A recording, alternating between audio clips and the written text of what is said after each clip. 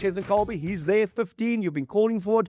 Give him a crack at 15. Yes. Rassie's done it against Japan, Wembley, 6 p.m. kickoff. Supersport 201, 211. That will be the channel to watch it. 80 minutes. And what I don't get is all this talk about the nightmare of Brighton, 2015. I know that's a long, long time ago. I don't think the guys even think about that. They have played Japan twice since then in Japan and won quite comfortably both times. Why the miracle of Brighton? Why has it even been spoken about? I don't know, mate. I can't understand how that would be something to even think about. I suppose, look, it does make for good headlines. It's a talking point. Obviously, a great, famous victory for Japan. And I suppose the connection there is that Eddie was in charge of Japan at the time, and Eddie's back in the mix now. But very, very different time, different players. I don't think they are doing a good job recreating the horror of Brighton. It's like the All Blacks going to Cardiff and saying, we're not going to dwell on that one defeat 75. No. My great-grandfather said it was a terrible day. Yeah. I read the reports. Yeah. I thought we'd really moved on from Brighton and Japan when we beat them in a World Cup warm-up game and then we mauled them 60 meters to score a great try. Fluffy de Klerk. Yeah, no, 100%. Now, look, I expect the Boks to win and win comfortably this week, mate. We're going to get into it shortly, I'm sure. But yeah, very, very happy to see Cheslin at the back. I think he adds massive value there. And we're in a stage with this Bok team, and I felt like this for some time, where we are not sure exactly what our best option fullback is. So Gaza obviously won a World Cup at fullback. I love him closer to the ball. We've spoken about that several times. Fussy, great counter-attack. He's added, taken some strides in his kicking game this year before getting injured. Villy Leroux, time is counting against him. So who is the long-term option at fullback? This team has to get younger before the next World Cup. Otherwise, they're going to probably hit a few roadblocks. But one place where you could potentially keep a veteran around who can still add massive value and make the Boks unpredictable and lethal is Cheslin Kolbe at fullback. And I'm very glad that they're looking at it, because wing is becoming a bit of a logjam in terms of the talent that's available, especially the young talent coming through. But you think about it, you lose Fussy, you put Damien Willemse at the fullback. Willemse got injured in the last Stormers game. I think that's why he wasn't considered. You lose him, you put Cheslin Kolbe to fullback, and you're bringing Kurtley Arends, who hasn't played because he's been injured. And you've got Ethan Hook on the other wing. You've got Mapimpi, who's suspended. He's back home. You've got Seb de Klerk on the standby list. Don't forget Andre Esterhuizen, mate. He can play anyway. Andre Esterhuizen, and he's there. He's the hybrid man. He's in among the substitutes. We'll see him scrumming down at some stage. It'd be nice to see him take a nice line-up ball. Oh, mate, that'd make my day. And then do a grubber. To show his all-round skills. Probably score a great try too. Hey? Catch it on the bounce, take a 9 over with him. Yeah. Whole of the Japanese team. But a lot of respect for Japan. Rassie's picked a 23 with many, many first-choice players there. I expect the core of that side to play against France. And big selection. Zach Porthen to start at tight head, who will become the youngest ever Springbok prop in the modern era. He eclipses Ollie Leroux's record. He'll be 21 years, 6 months, and it's but a spare change in I days. can only assume, mate, that Rassie had a lot of money on James Dalton to win that boxing match, and Ollie went and did it, and he's getting him back. Well, Ollie made his debut still in the amateur era. So he was the youngest prop. With working at the video shop at the same time he's playing in the box. Yeah, Ollie, he was a great What a player, mate. Great And player. according to Rassie, a great squash player. He was SA school squash. There you go. Ollie Leroux. There you go. He always used to say he was a fly-off trapped in a prop spot. He used to say that. Ollie, yeah. He would say, because he was so Like every skilled. other prop. SA schools water polo, Yeah. SA schools squash. And he tells a wonderful story about he made his debut, like this kid basically, out of Grey College, and he made his debut against Griquas, against the Bester brothers. You know, those prop and hooker, Pete Bester. Griquas, grizzly old man. Doesn't get better than those two. Says just before they went down in the first scrum, Pete Bester looked at him and he said, "Welcome to hell." And Ollie said, "It's time to meet the devil." What a great tune. Meet the devil. And then he proceeded to destroy this veteran. Is it? Yeah. So My enduring memory of him is the 99 World Cup. They played Scotland in the pool stages, man. And Scotland were just getting sort of pushed around the field. and they play, they come back to the left and they play Ollie on a short line. And the Scottish line just decided, we're not having any of this. Basically, the Red Sea part and Ollie straight through for a try. No, he really was such a talented player. Incredibly, 54 tests and he only started 11 of them. Jeez. So he was the ultimate kind of modern day bomb squad. Yeah. You know, the finisher that comes off the bench and does damage. Yeah, and good around the spur as well, mate. Yeah, but also like some great yarns, and he's a guy that always could laugh at himself as well. And he spoke about playing against the Brumbies. Yeah. Coming on a short ball and like dropping it on their try line, and they said to him, mate, if that was a donut, you'd never have dropped. I couldn't argue with that. When I was with the Boks and Rudolf Stroni was the coach, and Rudolf used to have this thing, everyone in the bus, we're about to leave Brisbane, and then he would go in through all the guys' rooms, see what was left behind. Guys would leave boots behind, they'd leave kit behind, and it just upset him enormously. Like, how can you just leave your boots here? How can you just leave your training kit here? It's like the end of the Tri Nations kind of thing. You can just leave stuff behind. And he said, but when we went to Ollie LaRue's room, the one thing that wasn't left behind was a tobber alone. I couldn't find that there. That thing had been eaten on arrival. He said there were no chocolates left behind. I love it. Oh, yeah. So Ollie, and also a great victory against, or what we saw, the video things, he really finished strongly against Bullet and looked in great shape as well. I mean, to throw them out of punches. Mate, he didn't stop throwing punches. His work rate was insane. No, it was incredible. Yeah. So obviously, Ollie LaRue, loose head, and Zach, a tight head prop. And to trust the 21-year-old tight head prop, international level for his debut like this as a starter, I love it. I think it's huge challenge, but also a huge sign of belief in the kid. And yeah, I think it's awesome. For where this team is and where they need to get to, I think it's fantastic. This is exactly the kind of thing that I was expecting Rassie to do over the last 2 years, to give guys opportunities to play, youngsters an opportunity to put their hand up. And it's not like he's thrown him into a team. You're looking at me like you're about to counter my argument.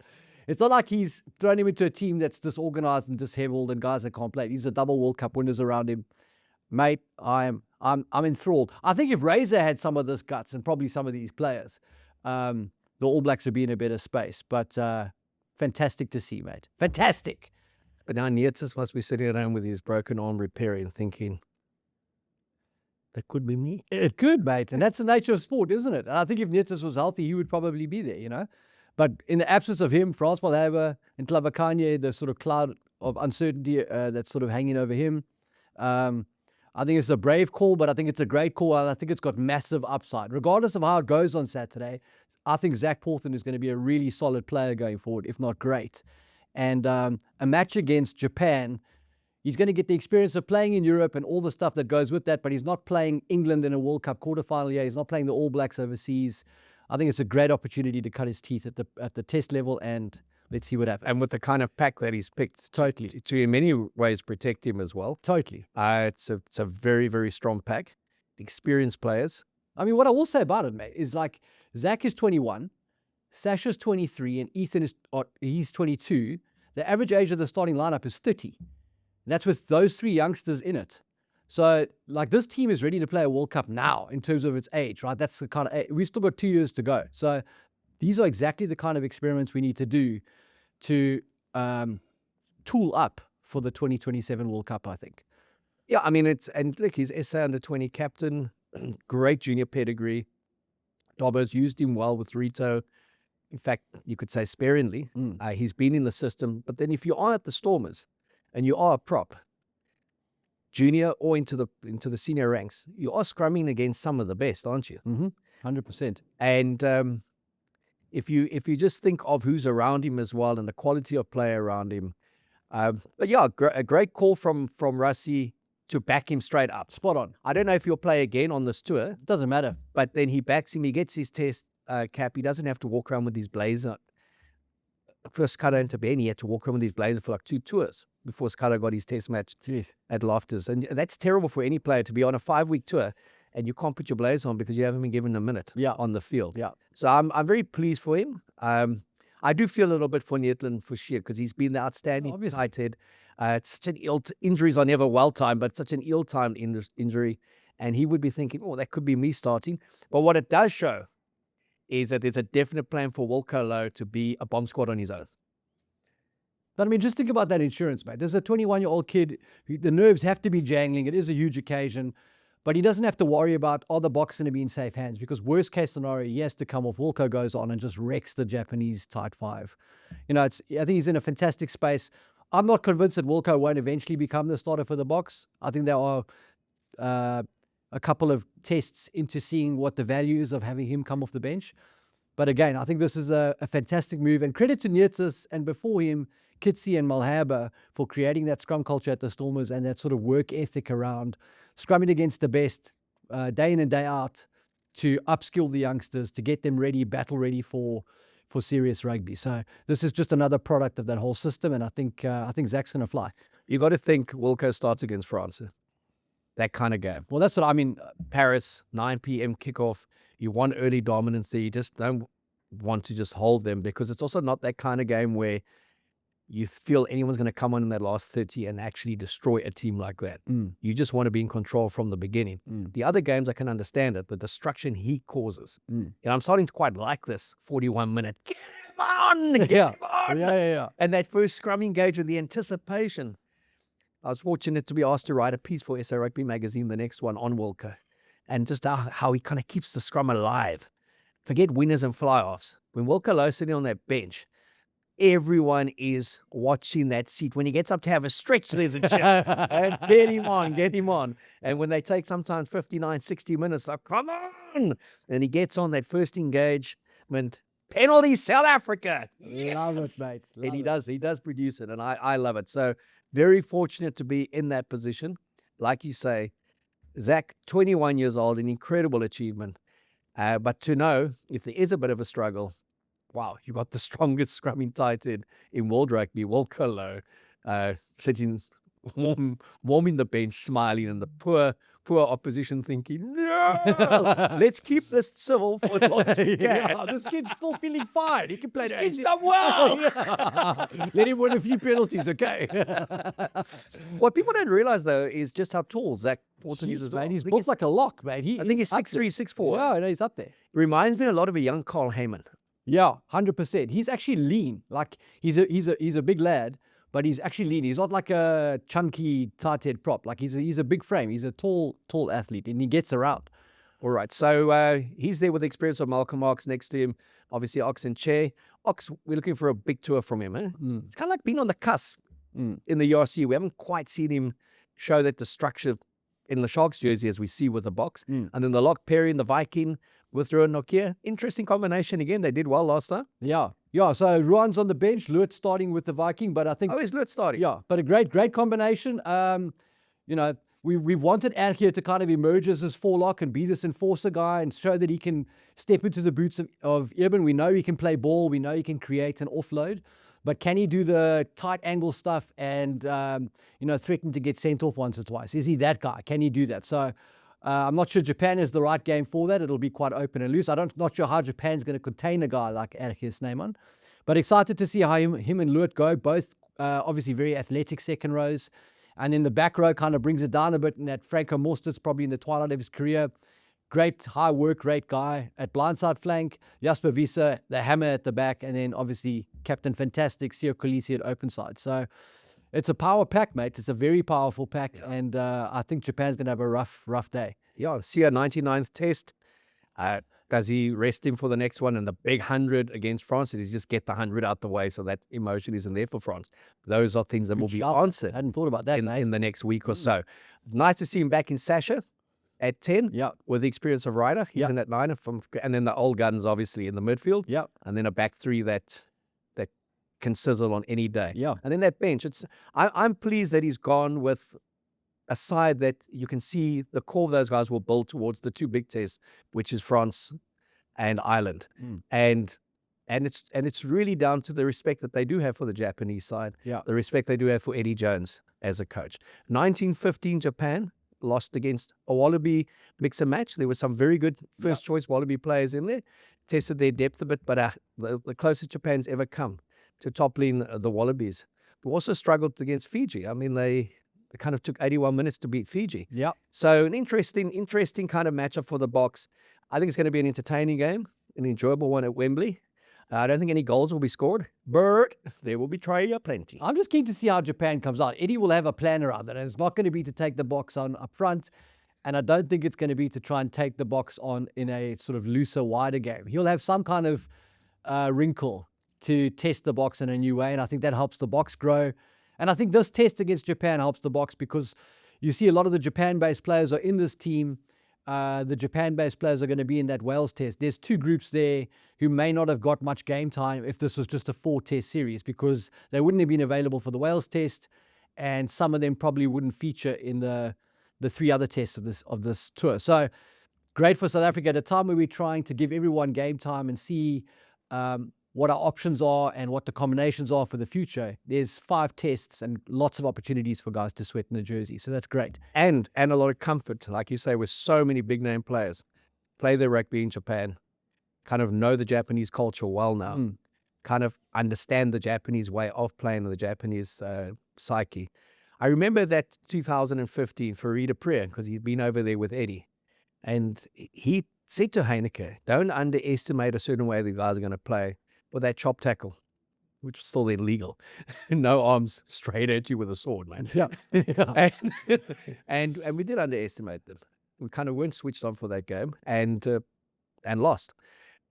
But that can never happen again because our guys are so used to what they're going to encounter. There's no mystery around the Brave Blossoms for our guys. Yeah, no, I don't think so. I mean, look, I haven't seen the Japan lineup and I don't know their players very well, but I would assume that Eddie's going to look at the breakdown as a potential place for an opportunity to have a go at the box in the sense that we picked a lot of big ball carriers.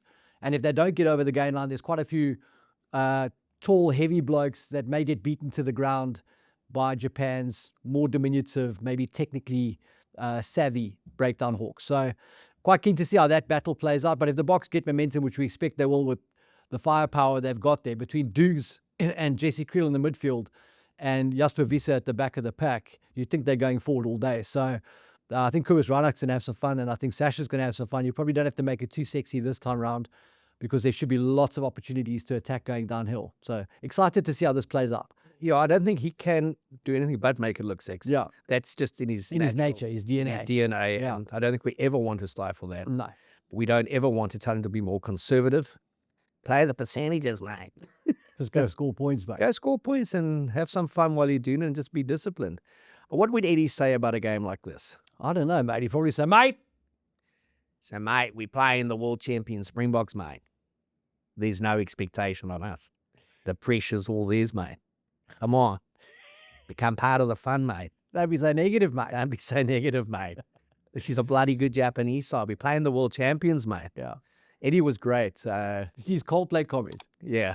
It'll be bigger than, it'll be like a Coldplay moment, mate. When 2007, he was technical advisor with the box. Yeah. And they had to take Jake out of the firing line before the World Cup final. Because he was like starting to believe this thing, but can you score 4 tries and win a World Cup final? So Eddie had a couple of great pearlers. One of them was, mate, I've lost the World Cup by 1 point. I don't mind winning one by 1 point. And take that silver and chuck it into the ocean. And they asked him about Johnny Wilkinson and Percy Montgomery. He's Prince Charming, he said. He's seen his wife. He's seen his hair. Mate, he could be in Hollywood. So, let's say, Eddie, if you only had one player to kick that kick, your life depended on it, would it be Prince Charming or would it be Johnny Wilkinson? How are they tracking at the World Cup, mate? Wilkinson 61%, Montgomery's 82. Well, I guess that's your answer, mate. I'm going with the guy's got 82. I love how he says the obvious, but it's somehow hilarious. I'm going with the guy who's got 82. Yeah. That was also like that first game against Samoa when Henry Tuilagi was smashing us. And it was 9-7 to us. And we ended up winning 59-7. It was 9-7 to us going into half time. And they were just getting stronger and stronger. And Jake says he turned to Eddie and he said, Eddie, what's going on? I don't know, mate. I've never seen them like this before. Let's just hope they get him off soon. 46 minutes, Henry came off and it all kind of falls to pieces. Jackson, he got great comfort. I don't know, mate. I've never seen them like this. That's brilliant. But he's great value, Eddie. I mean, look, He's I think done it was so much for the game, mate. And look, for him, it didn't work out going back to Australia for that second time. Yeah. I think not the right guy for what they want to do now, but perfect for Japan. It's a Japanese wife. He's fluent in Japanese. He loves the country. And he's always been focused very much on bringing the local Japanese players through with a sprinkling of foreigners who go and kind of settle there and then qualify for Japan. But yeah, and also just... Yeah, I think just good respect also from Rassie towards him, just in terms of what he's done for the game and kind of how he's been around. Because Rassie has been very, very civil and mildly mannered. Maybe a little bit too civil. Maybe, mate. I hope he starts revving it up when he gets to Paris. Yeah. And certainly double. No, he will, mate. He will. And certainly double. Those 2 weeks are going to be fun. You got to just wait for him to start following them on Twitter. Well, he's just followed Japan at the moment. There you go, mate. Follows Japan. It's on. And it's officially game week. And then his burner account follows everyone else. Even Joe. Yeah. Looking at the Springboks, and we've been doing this wonderful collab with Pick and Pay ASAP. I always say Zels looks very cool on that Vespa. It never gets old. It never gets boring. Zels just gets quicker, faster, and his delivery service is great. But this has been one of the great initiatives we spoke about. Yeah. Just collecting of cards, great incentives, because it also just brings the fan closer to the Springboks. And early in the week, we challenged people, because obviously my first card ever that I drew on the show is the bonus card, the Rassie Gold bonus card, that allows you, when you complete your set, to go into a draw, and there's some fantastic prizes for 2026 and for the sevens that are coming up in December in Cape Town. And we challenge people, send in your kind of albums, send in your pictures and tell us what's going on. And a couple of days before it ends, someone will get this gold card, okay? And then the response has been amazing. And I joked and I said, never let the inner child die in you. To all the 64-year-olds out there, come on, man. Collect your cards. And then I got an email from Bryn Pine James, 64 years old on Thursday. No. And it's big rugby fan, CEO of his own company. Wow. Or CEO of a company. And just loves the box, sent me the family pictures, sent me the collecting things that he's got. And then we went from that to getting another one. I just got to read these names here. From Miss McLean, who said her sons, Kihanu and Caden, one's 13, one's 10. The 13-year-old plays for the Lions under 13 Craven Week. No But here's the way. kick, he's an All Black fan. What? I was amazed. There's still one All Black fan in Joburg. but he reckons if he wins any of those prizes, he's becoming a Oh, there we go. He's collecting. Fantastic. He's collecting all these box stickers and cards. And the collector box, 16 of the 30 are playing on Saturday. Wow. And the big dog, Rassie Rasmus, is also there. There we as go. well. But then we also got Selwyn Sinclair, has got 16 of the 30 cards so far. No way. He sent us one. And then Kubo Doreen, cool name, Kubo Doreen. He sent in a thing to say, I've already got the gold card as well. I see, that's great. Give it to me. But did you get it in your first pack, mate? Yeah, so yeah, it's a great initiative. Yeah. It's one of the coolest collab things to work on. The heroes are all out there on Saturday, 6 o'clock South African time. Remember, that's 2 hours difference now in the UK. Playing against Japan. Keep on collecting them. Keep on sending me your entry. All you have to do is just send me a picture to show me that you've got the album or you've got cards, and you go into a draw. And that gold card, and there are some out there because some have sent me their collection to show they have got the gold card, the Rassie Rasmus bonus card. Send it to me, and you go into that draw, because we like to give. We like to give in the show, and Zels likes to deliver ASAP. Thought I'd throw that one in there as well, mate. So, yeah, Bryn, hope you have a lacquer birthday on Thursday, mate, and keep on watching. Anyone with other birthdays out there? Don't bother contacting. We've done our birthday wish for the The week. list goes on. This one goes out to the ones I loved before. Looking at a big game in Brentford. It wasn't initially going to be a big game. The All Blacks 15, the kind of old touring terms, the midweekers, the dirt trackers. 8 capped All Blacks in that touring squad of 30. Jamie Joseph, the coach, Dalton Papa Healy, the captain. They are playing in Brentford against the Bar Box. SAAs. The Bar Box. Not the Barbarians, the Bar Box. And there are 17 South African Not enough, born mate. players Not in enough. the 23. 17. Love it. John Dobson's there. And he's been on the prowl all week. Dobbo's been burning it up in Brentford. Dobbo and Pat Lam, the former Samoan international. Charismatic guy. Charismatic guy. He's been at Bristol for many, many a season. He's there. But 6 current, or guys who have been in the current box setup in the last 18 months are playing. And for me, the big one there is Bongi. Bongi has a big game. Jan-Hendrik Wessels, apparently they're hearing he's next Wednesday. Oh, I wish I could be there for that one, mate. But already then he's 2 tests down out of this 5 thing. But then you could find Bongi has a cracker. You could find him slot into the box setup and actually be playing against France. Yeah. I mean, Jan Hendrik got 9 weeks for having a ball. I really hope that Bongi doesn't have a cracker, mate. But yeah, Bongi back in the mix, mate. I think that is big news. I'm not just the biggest. Was I supposed to laugh? Yeah, there was a joke in that. The most exciting thing for me, mate, is Batu Klikani, mate. He's in the mix for the Barbarians. I love that kid. Asinati Kabakani. I think you do well. I think he's going places. again. I think he's doing very well, mate. And he's a massive ball carrier, and he's got a big mean streak. Stands back for nobody. He's a youngster on the charge. So keen to see how he goes. A little bit disappointed with the quality of that All Black side. But in a way, troubles are brewing there in the land of the long white cloud, because Jamie Joseph, I'm sure, has his eye on the top job, even though he would never admit it. And I think if he can take a no-name brand, New Zealand 15, and do something nice against the Barbarians, that'll just add to the momentum of the sort of doubt around Razor. Look, there is the strategic nous. Jamie Joseph has been put in charge Yes. of the New Zealand 15, the All Blacks 15. Yes. Because should there be a Razor getting stuck in the headlights again, they're like, listen here, mate. This guy's been in the system for a year. Yeah. He's worked with the players. He might as well take over. He's coached Japan. Had an outstanding record with Tony Brown there, given what he was working with. Former All Black, Otago man.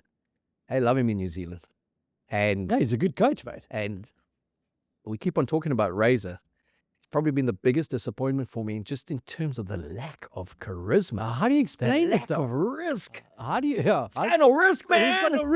How do you explain it? I mean, I don't understand how Razor has gone from being larger than life and breakdancing and, you know, Being a broken man. to being a broken man. Yeah, he just doesn't seem to have the verve. And I mean, I'm sure in the team room it's different, but you just look at some of his selections, and I know it's been challenging. He's had injuries, but it just seems to be a lack of innovation there.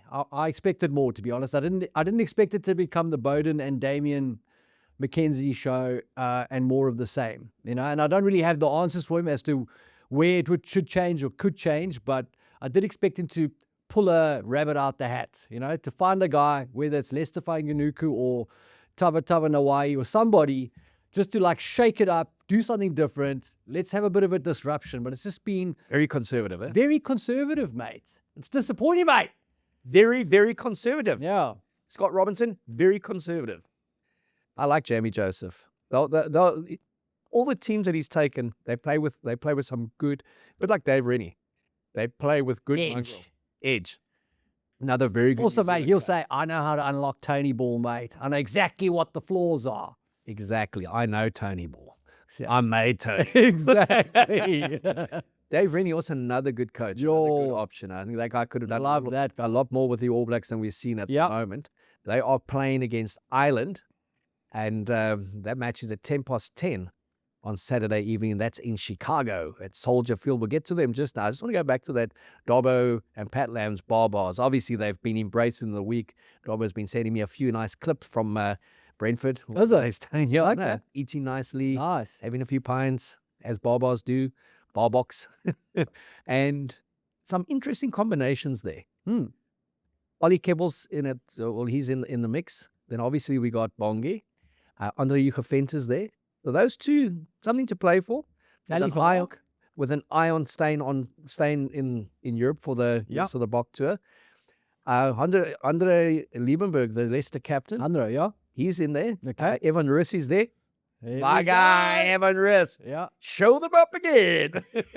He's there. Bernard Janssen van Rensburg. He's made all the noise over there. They say he'll be playing for England now, but he played a game for SAA 10 years ago, and there's a whole ruling that he can't play. Interesting that he's never been spoken about in terms of the box and being in the Bok mix if he's so highly regarded in the English Prem and by the English national coaches. I thought at some stage Rassie may just put him out of his England misery and pick him, give him one test match. But he's there. Rainer Smith, I think, is in the mix. The guy who plays for Benetton. Yeah, he's a very good player, underrated. Dan Dupe is there. Danny Dupe, mate. Really? Dan Dupe's over there as well. Oh, that's a great choice. So underrated. Yeah, I think he's in the 23. Nice. Yeah, there's 17 South African-born players in the 23. Ernst van Rijn, Ali van Mark, like I mentioned, he's in the mix. Rob Dupree. Rob Dupree, He's yeah. now going to France, but he's still playing out of Sale for now. So all of a sudden, it's the start of the great rivalry tour. The greatest rivalry. It starts in Brentford, not Cape Town. It's the All Blacks 15 against the Barbarians. I love it. I mean, that's going to be a great game. Looking forward. I'm not sure how it's going to play out, but I'm sure it'll be fun. I think it's going to be one of those like 38, 32. It's super rugby, man. Klekani's going to run over some people. I'm very keen I'll to tell see you him. that for free. I'm not even going to charge you. I'm keen to see him go with the big boys because he's a beast at under 20 level. No, he's a monster. And surprisingly that he hasn't been drafted into the box setup and to learn on a tour like this. But you talk about young talent and guys who can add a dimension. We certainly have some very good under 20 players coming through. Yeah. Kudos to the under 20 setups. Very, very much so. And the under 18 setup and the sevens. But now rugby's just so strong. And did I mention? Now we just need somebody to do something in the seven space. We only have to play one tournament. Like launch like a new competition or something. We only have to play one tournament internationally to win it. And then we bring back those heroes, Seabelo Senatlas of the world. I know that's what you were getting. That's what I'm trying to get to. I know that's what. Put on your help you. Put on your cap. Ask me about the cap. How's your cap? Where's your cap? It says Senatla. Senatla sevens. Okay. Yeah. November 7th and 8th in the northern suburbs in Cape Town at Connect. The Connect Academy has linked up with Seabelo Senatla, and they are bringing a sevens tournament to Cape Town. Girls and boys, under 11s, under 13s, under 15s, under 17s. Brilliant. Under 19s. Do they have an over 45s category, mate? They don't have, unfortunately, because you're not over 45. But yeah, Seabelo, wonderful story. For me, the greatest sevens player we've had. Went into the 15s, had a horrific car accident in 2006, 2020, the second year of the storm, is it? 3-4 years ago, nearly lost his arm. Thought that was the end of him. Fought his way back. Darby Snyman never lost face with him. Norm Laker, he was in the peripheral training all the time at the Stormers and made his comeback last year and just flourished. Has been outstanding whenever he's played for the Stormers. Unfortunately, got injured early on against Benetton, but someone who's very connected to the community. He's giving back a lot, Seabelo. And I think that's just, the Senatla Sevens just has the right ring to it, doesn't it? It's in Para at NTK. And you said this interesting thing about NTK, and you went onto their webpage. Yeah, I can't actually remember it now. Damn it. I went on their Facebook page, man. They got their motto there. Yeah. We saw, we came, we conquered. Concord, like the Concord. Like the Concord. Yeah, so I think let's help them out there. They're really leaning into that Para thing. But a great facility. Yeah. So get out there, guys, and support Seabelo Senatla. We will remind you of it again next week from under 11 through to under 19. And once it has happened, we will also show you some visuals as well of a guy who's, as he says, has got so much from the game, wants to give back so much to the game. And the fact that he's doing it through sevens is just the right thing for him. If he had never gone to the 15s, mate, he would have been the greatest sevens player ever in the history of in my game, and that includes every Fijian that's 100%. well. That guy, I mean, he was like Colin Isles from a speed perspective, but then a rugby player. So he was amazing. When we look at the Super Saturday. I mean, there's some very cool games, and I'm going to pick an Oh, you said accumulator. Super Saturday, I just saw like Neil Andrews, the old show. Yeah, Mate. oh God. I love that show. So on Africa Picks, if you go in on Friday, you will get my accumulator. Accumulators are where you can have a flutter and where there's some decent cash to be made if one does get it right. But not all the teams have been announced yet, so I'm not going to give you an opinion without having seen the teams. So do check that out on Friday. I'll give you my accumulator for this Super Saturday's international rugby matches. But the big one is the last one. It's 10:10. It's the All Blacks against Ireland. And Bigger than the Box versus Japan. a little bit bigger, mate. Just a bit bigger. You can't Not for the box, but for the It's only Kiwis and pretend. Irish. Come on. I mean, come on. It's the biggest one at 10:10 in the evening. I got you. So They're gonna smash him. They're gonna smash him, mate. just Come on. relax. Just relax. In 2016, I did the report, just a basic 5-6 pause. It was one of those late night kickoffs. Everyone's like, do I really have to be up? I said, listen, guys, I'll do the report as long as we just record it. They've never beaten the All Blacks in 28 attempts at that stage or something. And let me just do the thing. I just had a feeling something would happen. And then they won 40-29.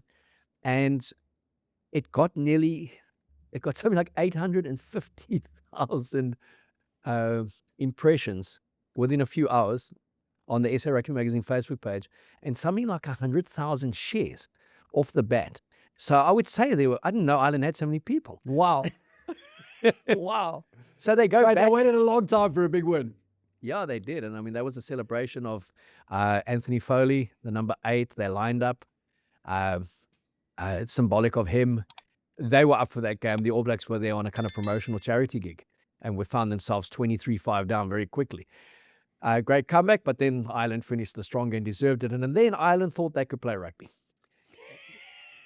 You know, that thing about the Irish that they used to say, which was so wonderful about them, that they never lost. The other team just scored more points. I like that attitude. And then they beat the All Blacks and they became England. Yeah, that is correct, mate. And then you just felt like they never lost. Yeah, That they had the 100-plus year yeah. history, because 2 weeks later, the All Blacks went to Dublin, one of the most brutal matches. Gruesome. Yeah, gruesome. They won 21-9, 3 penalties to Ireland, 3 converted tries. Ran out of body bags. Oh, and the Irish were just, this isn't rugby. This isn't rugby. This isn't how it should be. It was. I loved it. That's how it's always been. Yeah. So, and then Ireland went on a little bit of a streak against New Zealand. They won 16-9. At the end of the year, clashed. Jacob Stockdale scored that individual try. They went to number 1 in the world. And then they went down to New Zealand. They lost to the Maoris. They lost the first test when Fozzie wasn't there. He was in COVID isolation, and the All Blacks won 40-19 or something. He came back and they lost the next 2, okay? And then it's Ireland is now the team. And then they went to the World Cup and they lost that thriller, Ireland that is, to the All Blacks. And then they lost their home record, 19 unbeaten. They lost last season 23-13 to the All Blacks in Dublin. So their last 5 games, it's 3 to New Zealand, 2 to Ireland. But the Irish believe that they can do it again. There's no one left really from that Irish side, 2 players, and I think there's 2 players left from the Kiwi side, the All Blacks. What do you think, mate? Mate, I think they're playing in Chicago, and this makes me smile because the All Blacks are feeling stronger every day, mate. If you're Irish, you probably want to look away because Saturday in the park, mate, I think it's going to be 25 or 6-4. If you're a Chicago fan, a fan of the band, you'll know all of those song names. But I think that the All Blacks are going to destroy Ireland on Saturday night, mate. I think it's going to be messy. And I as much as the scoreline might not show it, I think the All Blacks are going to confirm our suspicions that the changing of the guard has officially happened in Ireland. They need to replace some of those legends that they created during the Joe Schmidt era. And they recorded some fantastic results for Ireland. And they deserve lots of credit for that. And they've been a proper contender in the last 10 years. But they do need to tool up again. And at the moment, I think they are sort of trending down. Okay, I'm going to use that word, destroyed. Since Robertson's come in, they lost 2 in South Africa to the Coming, mate. Okay, they edged England with a last-minute kick. They lost to France. They struggled against the Aussies. They just barely beat an England side in 2 test matches in New Zealand. They were 2-3 minutes away from losing 2 of the 3 test matches against a France team without 33 players, frontline players in New Zealand. They lost to Argentina in New Zealand. They lost to Argentina in Buenos Aires. What have they demolished except their own aura in the last 24 months? That is very valid, mate. But in chess, they talk about a pawn storm. You move a lot of pawns, mate, one block at a time to set up the big move. That's what this has all been about, mate. To embarrass Ireland in Chicago. It's happening on Saturday, mate. Like I said, I'm not sure the scoreline is going to tell the whole story, but I think the All Blacks, they owe Ireland one. And as much as that Ireland victory over the All Blacks in Chicago many, many moons ago is what kind of announced their arrival on the international arena as serious heavyweight contenders, I think this may be the game where Robertson's tenure starts to launch. A bit of an ignition, mate. And it's the start of the Grand Slam. The Grand Slam being you play all 4 home unions on successive weekends. Can you call it a Grand Slam if you're not playing in Ireland, you're playing at a neutral venue? Because there's a lot of debate around that. The purists say no. Even if they win all 4, that's not the traditional Grand Slam. New Zealand the All Blacks are a team that have won the most Grand Slams. What's in a name? I don't know, mate. Maybe not. They're building this at the Grand Slam tour. Yeah. And the problem there for the All Blacks is if they lose, there is no Grand Slam tour. And they're just on tour for 3 matches. But I take your point. I mean, how can it be a Grand Slam if it's at a neutral venue? That doesn't really make sense. Yeah, so Ireland against the All Blacks, that's how we're going to end a super, super Saturday. We're going to start it. At the same time, it's the Boks, obviously, against Japan. But at the Allianz Stadium in Twickenham. Yes, this is the game of the weekend. It's going to be Australia against England. England have gone with George Ford. They liked what he did when the 2-0 series win in Argentina when the British and Irish Lions were away. I think he's picked quite a conservative team, or he's backed a lot of those players because a lot of those Lions players are being integrated back into the English lineup. Henry Pollock's on the bench. I think Cowan Decky's on the bench. Obviously, Mara Itaji's there at lock, but no Owen Farrell in the squad. I'd still pick that guy every day of the week. Owen Farrell. Jeez, mate, that'd be my captain. Absolutely, I love that guy. Yeah, I don't really know. England are in a funny space. Some of the stuff that's come out this week, he wants to move everyone. Tommy Freeman's going to play outside centre. Ben Halls could play inside centre. Henry Pollock, put him on the wing. I don't know. It just seems like a bit of misdirection. I think England did find something. I'm not sure whether it's so much... I think it probably was technical, but I think a lot of it was culture / philosophy on that the mid-year tests. They found something there. Georgie Ford is obviously integral to that. And so I think staying with him does make sense, as much as Finn Smith for me is the future and I think a great prospect. And I think he will move into that role in due time. I'm glad to see that Marcus Smith has a more peripheral role with the squad now. I never thought he was going to make it as a serious frontline test fly-off, as much as he's extremely talented. So, yeah, it's an interesting call. They have to beat Australia. That's the natural progression for them. So it's less about who are the guys for the future. England need to start winning consistently now against Southern Hemisphere teams, and then they can worry about selections around that. So I think he's come close to picking a great team. Luke Cowan-Dickey's back in the mix. A huge fan of his. If he can stay healthy, I think he's a wrecking ball. And, yeah, I think this game is going to be great because England are obviously at home and Australia have got the momentum of having played more rugby recently and kind of a little bit of a resurgence under Joe Schmidt and about to begin a new tenure under Les Kiss. So lots to play for both teams. My gut feel is that Australia wins this one. It's interesting that a year ago, like say a week's a long time in sport, in rugby, but a year ago, Australia arrived in the UK for a UK European tour, and everyone's like, why bother even getting on the plane? They were in such disarray. And then they stunned England 45-42, the most incredible match. Great game. Max Jorgensen scored the winning try in, I think, the 83rd minute. And it was like, hang on a second, these guys can play a bit. And then they got stronger as the tour went on. They could have knocked over Ireland. They lost just by 3 points. it was 23-20 in Dublin, and you thought something is happening here. Would you say they go into this game as favourites based on what they did last time, the ability they showed to win well at Ellis Park, how competitive they were in Cape Town, a missed kick from James O'Connor in the 72nd minute could have changed the complexion of that game, and they could have come away from South Africa with 2 wins. That there is a confidence in this Australian side. Oh, there's definitely a confidence, mate. Definitely a growing confidence. And, you know, they've found a few things in their game that gives them purchase. Like they can be physical. They can hurt you on the transition. You know, they're a good team, and they're going to continue to grow. So I think that they are in the early stages of kind of finding their way back to something close to where they were when they were at their best. But they're traveling abroad, and England at home, you know, historically are good. So I think in this game it's quite tricky to actually pick a favourite. I think as far as the bookies go, and I haven't actually looked at it, but if I would think it's pretty close. But my gut feel is that Australia will have too much recent bullets fired, too much live ammo fired in the last couple of months. I think England may not ring rust, but may take a bit of time to get going. They are building a really cool squad for 2027. Who are we talking about? World Cup Australia. Yeah. And if you look, I mean, Joseph Swahili has been magnificent. I mean, what a draw card. Rugby League knows they lost a big player there, okay? Now you get those who've already indicated that they're coming back. Your mate, Gordon, he's back in the fray. So they've got Flash Gordon. They got a 10 that they're going to be looking at there. Yeah.